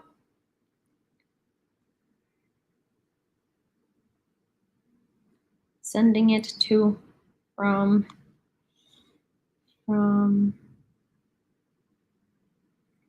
born and raised. Так, я з України. Hermetic. Is Torque the Danish guy? Torque is not the Danish guy. Torque is the guy who Torque is an Azovstal defender who is also Azov serviceman who served in Mariupol, and there is an interview with him on my YouTube channel if you're interested. Okay, so from Joe, wait, Gorilla Joe, this is for Torque, right? Yep, for him. Okay, for Gorilla Joe, from Joe to Torque, a review. Okay, so send, balance, friends and family. Boom, boom, boom. It's probably, yeah. So okay, so it says 1 second again. It says you sent. Oh wait, sorry. Here. So it says you sent. You sent money to Torque to Alexander Sharko, but it's pending again because that's what they do for some reason with his PayPal, but it ends up clearing in like a couple of days. So where can I send you? Where can I send you a? Yeah, also just so everybody sees that it's not a previous screenshot or anything like that. Okay, and let me show you. Let me also show you that this. Okay, so. Okay, I don't want to show people your name. Okay, so here, let me show you like this. I will blah blah blah. 1 second. Sorry, I just want to make sure that everybody sees that, everybody knows that, this is going to the right places. 1 second. Okay, boom. 1 second. I'm just gonna black out your name so you guys don't, because I don't wanna dox anybody. But okay, so boom, boom, boom. Okay. Yay. All right, so here we go. 2 transactions, 2 torque. I know you trust me, but I also still want to be as transparent as humanly possible. Okay, so Alexander Sharko is torque. You can look it up. Here are the 2 transactions. I'm sorry for the non whatever, but yes. So yes, 2 transactions. If there is anything else that came through, please let me know, because for some reason my PayPal doesn't notify me. So let me go through history and make sure that nothing.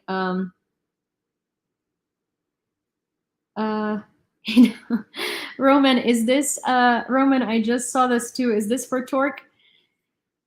Just let me know so I can, you let me know, you let me know, and I forward it to the right places. Okay, so Russian President Vladimir Putin said that residents of Kherson should be evacuated from the city. Do whatever you like. Okay, let's send it to Torque. Let's send it to Torque because Torque deserves. But also let me see if Torque, because I can probably send it to his monobank, and it's probably going to be faster than that.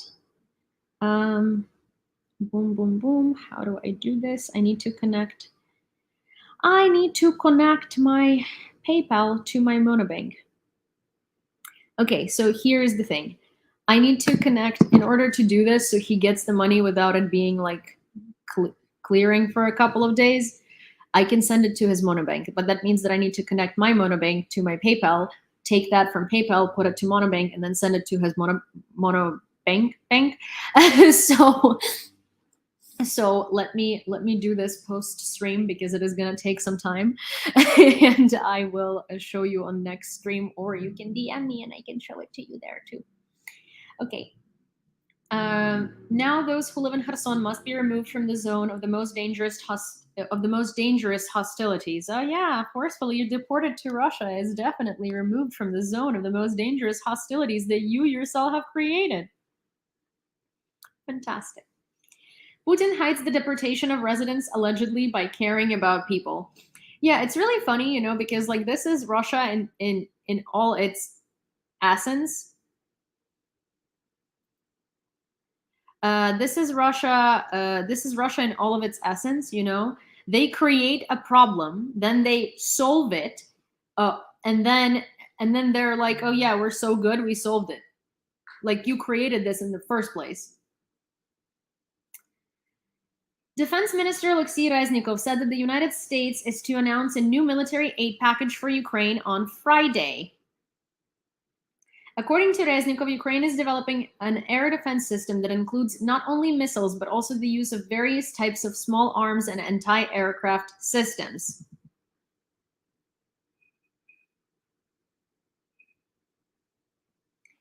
During the years of occupation, about 800,000 Russians illegally moved to Crimea. According to Ukrainian and international legislation, if citizens of a foreign state illegally cross the border, they must be forcibly expelled. Therefore, if they are illegals, they should return to Russia. Oh. They should return to Russia. Leave the Ukrainian Crimea after de-occupation. The permanent representative to the president of Ukraine in the Autonomous Republic of Crimea said that. The Verkhovna Rada adopted a bill to protect Ukraine's financial system from Russia. In particular, it prohibits Russian citizens from managing banks, payment organizations, and accounting companies. US believes Iran asked Russia for help with its nuclear program, says CNN. Intelligence suggests that Iran asked Russia for help in acquiring additional nuclear materials and in the production of nuclear fuel. Yeah, Russia can't freaking sustain their own nuclear materials, and Iran is like, it's funny because see, Iran is helping Russia because Iran thinks that they can get something out of Russia.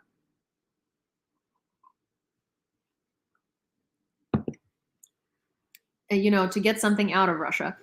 And it's funny because I don't think they realize that Russia has nothing to offer them, right? Also, there is someone saying, I'll be writing some random stuff until you pay attention to me. Well, hello, I'm paying attention to you. Привет.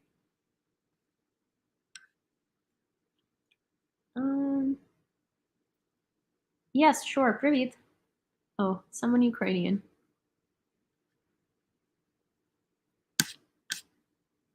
Привет.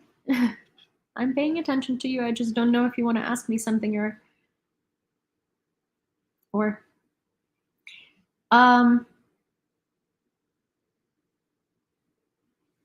Chinese President Xi Jinping told German Chancellor Olaf Scholz that he opposes the use of nuclear force in Europe. Xi Jinping's statement was his most direct statement yet on the need to keep Russia's war in Ukraine from escalating. Yeah, see, like, this is the directness of China. Like, this is the most direct China is going to be.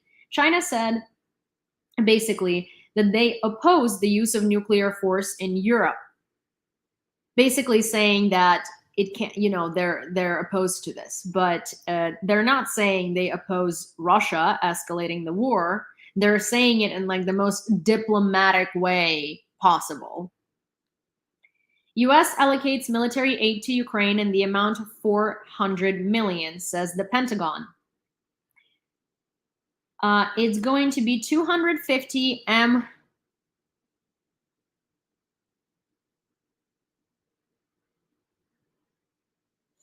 Thank you so much. Thank you, Karine. So it's going to be 250 M1117 armored personnel carriers, 40 armored boats, 1.1 thousand Phoenix Ghost drones. Separately, the Pentagon reported that the United States, together with the Netherlands, will finance the restoration and provision of 90 T-72 tanks from the Czech Republic to Ukraine. Your Ukrainian accent is genuine for sure, but it is not. What do you mean? What do you mean my Ukrainian accent is genuine for sure? I don't have a Ukrainian accent in my Ukrainian. Like, what do you mean? You mean my Ukrainian is genuine? Like, I am from Ukraine. I was born and raised there. My parents quite literally live there right now. So, like, what do you mean my Ukrainian accent? What do you mean my Ukrainian accent is genuine? Like, yeah, I speak Ukrainian. Like, I am Ukrainian. That's what Ukrainians do. They speak Ukrainian. Like, I don't know. Alexei Reznikov says, Ukrbоронпром has launched production of 122 millimeter and 152 millimeter artillery shells and 120 millimeter mines. Genuine це не тихенько, genuine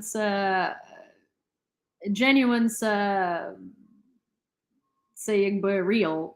Genuine is real. Thank you so much.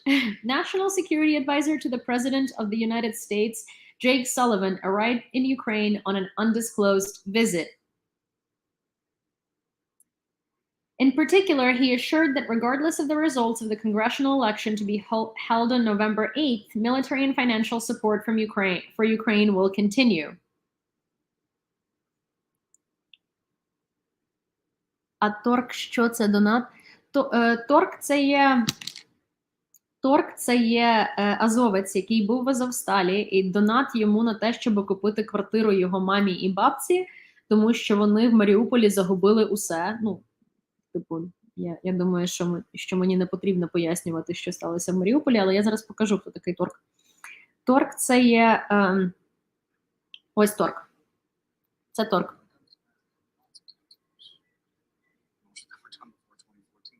Я записала з ним інтерв'ю, він є азовець, ви його могли бачити на інших каналах.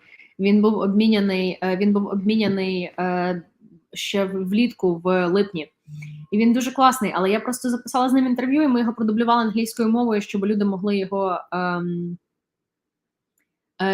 могли його дивитися тут.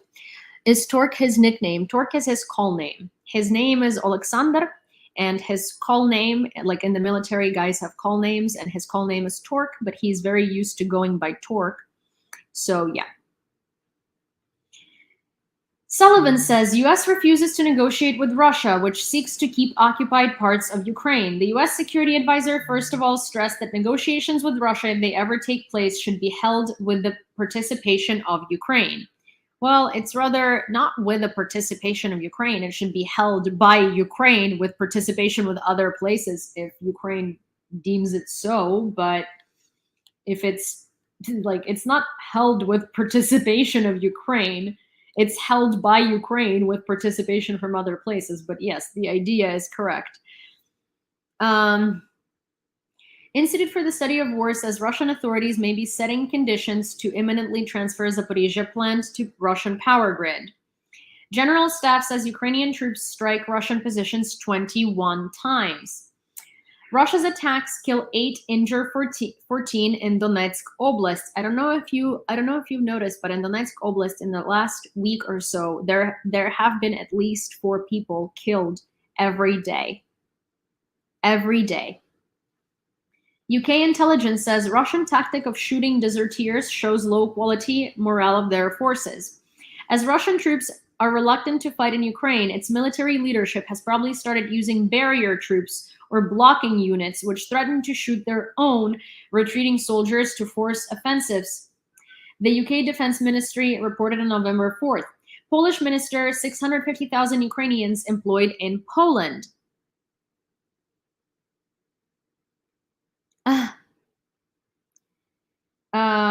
As of November 3rd, about 650,000 citizens of Ukraine have found a job through the simplified procedure, Gazeta Pravna reports, citing Polish Minister of Family, Labor and Social Policy, Marlena Malag.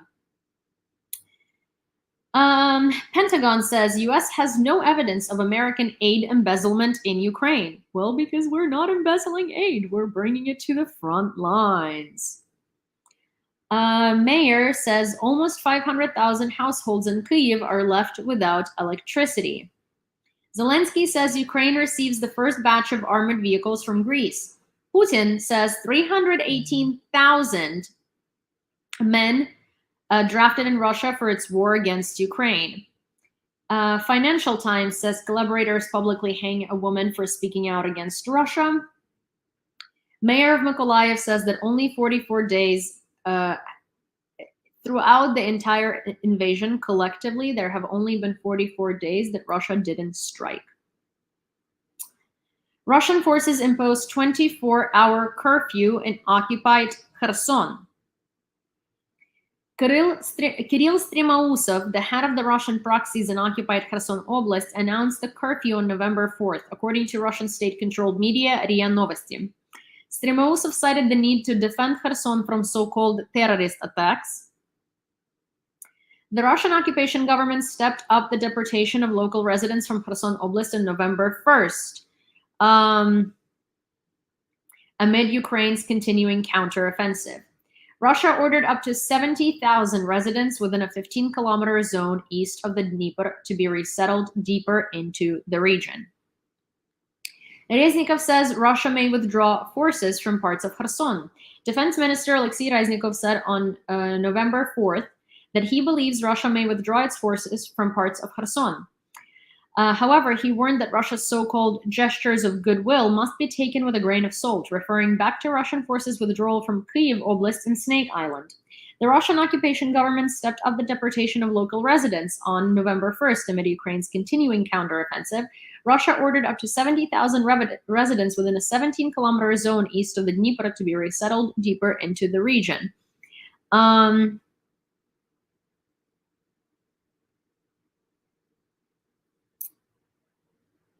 So there is that. And as I was saying yesterday, you know, this whole retreat from Kherson is to be taken with a grain of salt, and and this Russian retreat is likely to be a trap, you know, so we need to be cautious here. G7 establishes coordination mechanism to help Ukraine restore energy. General Staff says Russian troops regroup in Zaporizhia Oblast. Economy Ministry says number of unemployed in Ukraine to reach 2.7 million. Whoop.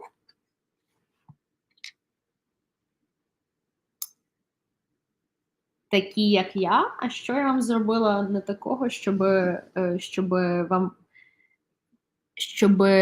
я вам була не потрібна, тому що ми вільна країна. Я не розумію, що я роблю для того, щоб Україна була не вільна. Oh, thank you, Len, for subscribing. Thank you, Len. Welcome to the Spy Lair. So Economy Ministry says number of unemployed in Ukraine to reach 2.6 million by 2023. Thank you so much. About 2.6 million people in Ukraine will be unemployed by the end of 2022, almost twice as many as in 2021. Deputy Economy Minister Tetiana Mudrenko told Ukrainske Radio. 8 candidates are now competing for one job, said Mudrenko. Kuleba thanks Western allies for providing assistance to Ukraine. The first 26 repaired and modernized tanks will arrive within the next months, Kuleba said. He also welcomed the Bulgarian parliament's decision to provide defense assistance to Ukraine. Hello. Hello. Did you get a package? It's yours. It's mine? Yes. Unpacking. U.S. National Security Advisor arrives in Kyiv on an unannounced visit. U.S. National Security Advisor Jake Sullivan arrived in Kyiv on November 4th to meet with the president's office head, Andriy Yermak. Yermak and Sullivan reportedly discussed continued U.S. support to Ukraine in the fight for its freedom and independence against the Russian invaders. Oh, thank you so much. I really appreciate it. Thank you, Len. Thank you. So yeah, that is all I had for today, and we are getting into the Q&A/discussion section. Oh my gosh, thank you so much. It's so funny to see this thing appear. Like, I wish that people on YouTube could see this, because it's like there are these little gifts on TikTok that are these little animations, and so this one's really funny because it's like a little star and it appears on my forehead, and it looks like you know, I don't know if you've ever played Sims, but Sims have those like green things, and it kind of looks like that. Thank you so much for that. Oh, Cindy, what's up? What's up, little gargoyle? So Cindy came over to say hello. Thank you so much. Oh, thank you, Jen. Thank you, Len. Oh, thank you guys. Thank you so very much. You guys are incredible. Oh my God. Oh my gosh, thank you so much. So yeah, if you guys have any questions, or you guys have anything to discuss, this is the time to do so. And yeah. Oh, thank you. Oh my gosh, there's so many cute gifts. Thank you. But yeah, so this is Cindy. If you guys haven't met her before, Cindy is from Mykolaiv, and she's my little French bulldog, but we joke and say that she's a Scottish bulldog. So Mixie is asking, so were you born in Ukraine? At what age did you move to the United States? I was born and raised in Ukraine. I moved here when I was 16, so about 11 to 12 years ago. So yeah, that's when I moved. Thank you, Len. So that's when I moved. Here. Oh, hi, Scott. Good to see you. And thank you, Len. So I moved here at 16. I've been here for like 11 or 12 years. I mean, here's the thing. I moved here either at 16 or at 17. And so that makes it, I've been here either for 11 or for 12 years. And yeah, but I was born and raised in Ukraine. My parents live in Ukraine, and I moved here for, oh my gosh. Oh my God. Thank you, Karine. Those swans are so beautiful. Thank you so much. And thank you so much for joining the Spy Lair. But yeah, so that's my life story. My parents live in Ukraine. My grandparents live in Ukraine. My entire family lives in Ukraine. Собачка храпить вночі. Oh my gosh, yes, Cindy snores a lot. Come here, Cindy. Well, it depends. Actually, so Cindy has like a really good nose way. So she doesn't really snore on a regular basis. But if she puts her, like, if she snores, she snores. But if she puts her face on top of the pillow and her, like, throat is, a little bit like smushed, then yes. But normally not really. Also, so today, this shop that I really like, it's like a coffee shop / designer shop. They have a Ukrainian artist show today at 7 p.m. in Brooklyn. So I got invited, and Vasil is coming with me to sit, sit, sit, sit. And Vasil is coming with me too, and so it's a show of Ukrainian artists, and I'm so excited. Yeah, I'm going at 7 p.m. So, Sini, слава Україні. Слава нації. Піздець Російській Федерації. Huh? So Sini is from Mykolaiv. I'm so worried about GOP possibly stopping funding to Ukraine. I'm worried about that too, but that's why Biden is trying to pass a $5 billion bill, I think, and or no, 50, what was it? It was 50 billion. No, it was 50 billion or something like that, and that's supposed to cover a year of aid. And also, because of the Lend-Lease, they can still ship weapons because Biden can just like sign off on it. Hi, Todd. Vasil, Jen says hi. Hi. Vasil says hi. Yeah, I will take videos and we will post them so you guys can see it. I'm sure the show is going to be really nice. It's going to be in a local place and it's going to be a schmore place, and I'm really excited, right? So yeah. So no one has any questions today? No one has anything to ask? No one has anything to say? Didou's got a lot of hearts.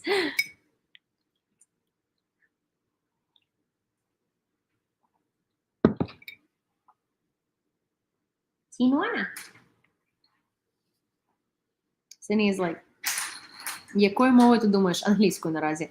But well, actually, so someone asked me, which language do you think in? And technically English, right? But it sort of depends.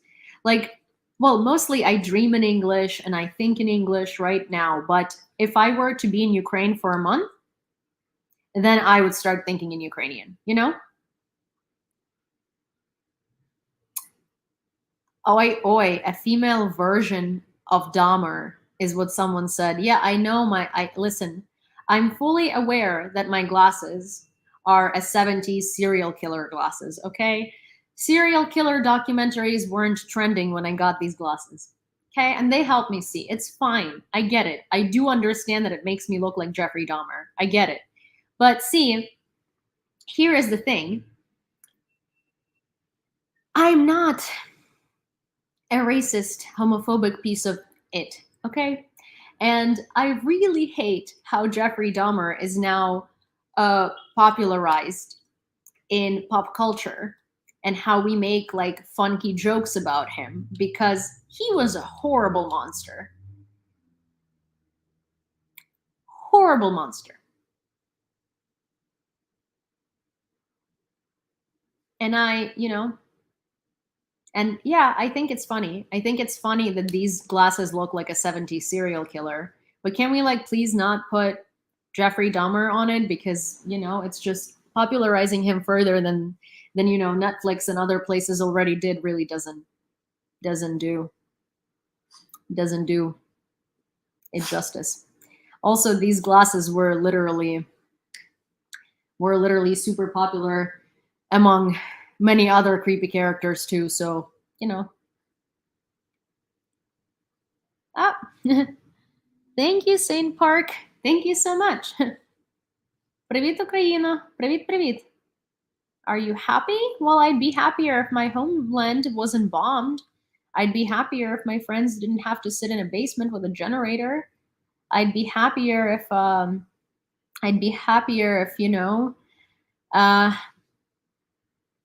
the guys and girls in my country didn't have to die in the front lines. Generally, sure, I'm a happy person. I was much happier until February 24th. And I'd be happier now if there wasn't so much just sadness.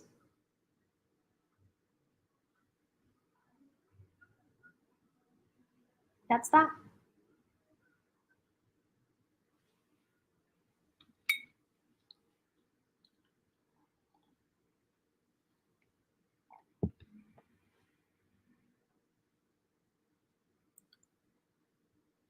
Thank you. Thank you, thank you.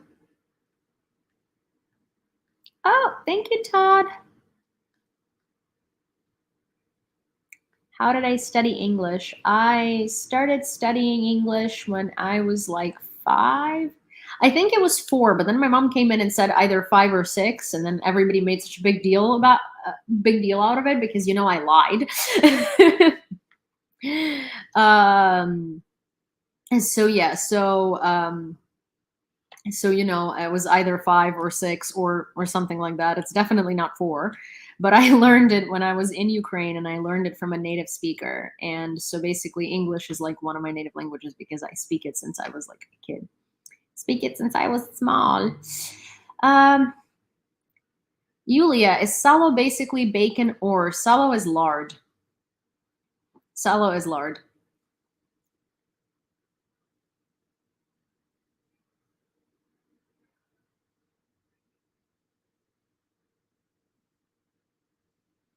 The puppy's name is Sini. You know Ukrainian or Russian? Yes, I do know Ukrainian. I'm Ukrainian, speak Ukrainian. I have the misfortune of understanding and knowing how to speak Russian. Am I willing to do so? No. But yes, I do. I speak Ukrainian. How long has it been since you've been back to Ukraine? It's been a long time because it's been since 2014 or 15. So again, I thought it was 2014, but actually it's 2015. Because it was like a winter over. But so my visa, basically I couldn't leave the country. I couldn't leave this country because if I were to leave, I wouldn't be able to come back. And it's because of this, like my immigration, like my green card application. And so now I'm still waiting on some paperwork, but it looks like it should arrive next month or the month after that or something like that, most likely. And so the second that it happens, I'm going to be in the first plane to Warsaw and then on the first train to Lviv.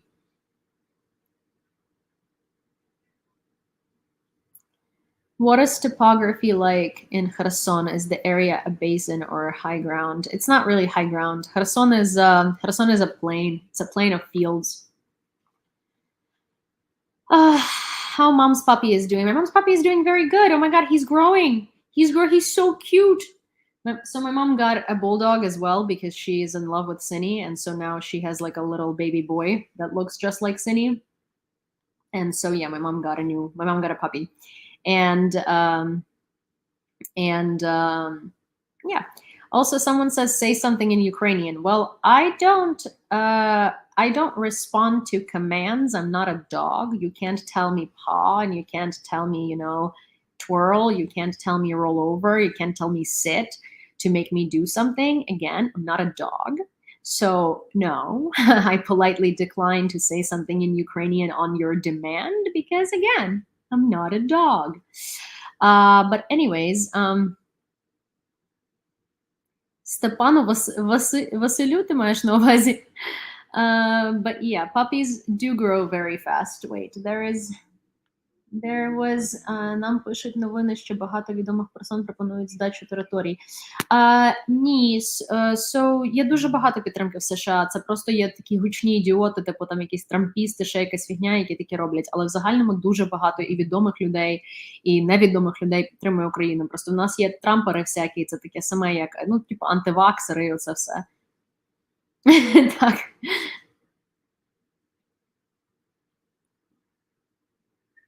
Puppies do grow very fast. Wait. Do you like museums art? I love museums. I love museums and art. I do. Actually, well, I love modern art, to be honest. I love modern art, and Van Gogh is one of my favorite painters by proxy from my dad. There are a lot of things that I really like. I really like abstraction, but so recently I'm trying to dive deeper into like modern artists, as in like people that are coming out today, and also I want to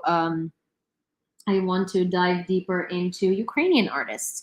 But I love modern art. I love expressionism. I love abstraction, like Van Gogh. I like, well, actually, here's the thing. Like, I don't even know, because if I were to name you artists that I like, it wouldn't make any sense to you. But so if you know a Ukrainian artist, Maria Promochenko, I think she's awesome. Like, I don't love bright colors, right? Like, I wouldn't put her, I like this kind of stuff, okay? I wouldn't put her stuff in my apartment because it's just not my thing, but I think it's brilliant. I think it's beautiful. I don't like bright colors though. Like, I get so tired of bright colors. But I think her works are amazing, right? I love Roy Lichtenstein, right? But like, again, most likely would not put his stuff into my apartment. I love Dali. I think Dali is so cool because all of his works are just like, it's up to interpretation basically. I love Van Gogh. Van Gogh is beautiful. Van Gogh is so beautiful. But again, for me, it's like, the art that I would put in my house is like this. But that's because, I like white on beige with like a dash of black. So paintings and art that I adore and art that I think is beautiful and amazing is not the same as art that I would put in my home. All right, guys. Well, I need to start going because I need to get ready before this show of the Ukrainian artists, and I will film it for you guys so I can show it to you. Do you handwrite a lot? Yes, actually, thank you so much, Todd. So Look Back asked me if I handwrite a lot. Actually, yes. I don't do calendar entries in like a mobile calendar. I don't remember them. I have to have like a physical planner calendar. Otherwise, I can't do it. So yes, I do write a lot of handwritten things. And I actually have really nice handwriting. But anyways, okay, guys, I gotta go. I will see you tomorrow.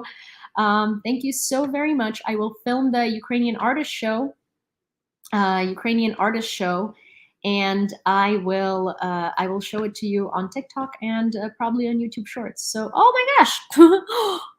Thank you, guys. Sorry, there's like a dancing hot dog animation, and I've never seen this before in my life. All right. Bye, guys. I will see you tomorrow. Thank you for being here. Don't forget to follow me cross-platform, and don't forget to watch Torque's interview because the next one is coming out whenever Matthew sends me his voiceover. Bye, guys.